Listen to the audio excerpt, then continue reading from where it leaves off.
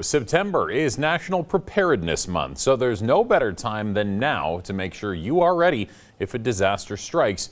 Joining me this morning with tips on where to start is Barbara Weber from the Red Cross of Idaho. Barbara, good morning. Thanks for joining us. Good morning. Thank you. Of course, first question for you. Why is having a National Preparedness Month so important? Well, it gives us an opportunity to highlight the things that people need to do to prepare themselves in case of an emergency or disaster. So it's just an opportunity for us to showcase things, to really push out an effort to create more awareness and education.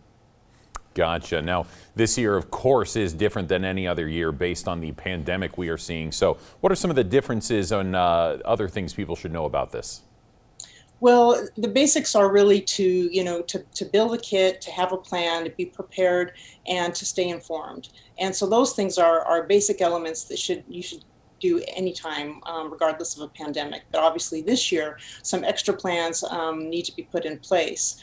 People need to be more aware of where they could go, whether they could stay with family or if there are hotels that they could stay at, and if they have pets, they need to do that.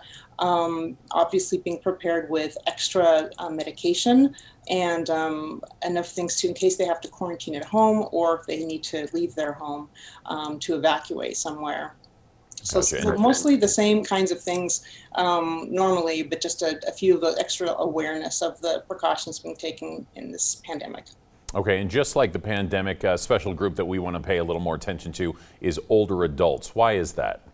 Well, the older adults are even more at risk. American Red Cross and there's Association of Nursing did a study that showed that older adults are a lot more vulnerable in the case of emergencies and disasters. And that's a lot, there may be special needs, medication, chronic conditions, mobility issues, extra caregivers that need to be aware and in place to help those individuals. So a lot more components to take into factoring when preparing for disasters. Of course. And with being prepared for these potential disasters, a good idea is to maybe take a class. How can we do that?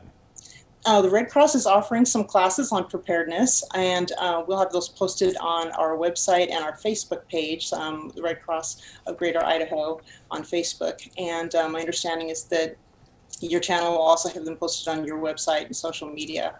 And so there's classes on preparedness. There's a ready rating for companies actually to determine how ready they are. There are preparedness courses for all ages. And then we have a special program for kids in kindergarten through second grade on being prepared for home fires.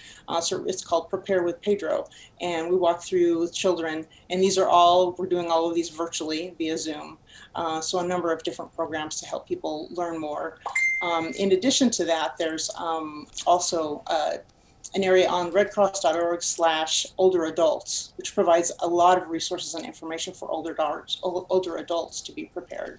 Perfect. Okay, and we are out of time, so we will get up some information, including this interview and where to find more information potentially on volunteering as well. So Barbara Weber from the Red Cross of Idaho, thanks for joining us this morning. Thank you very much.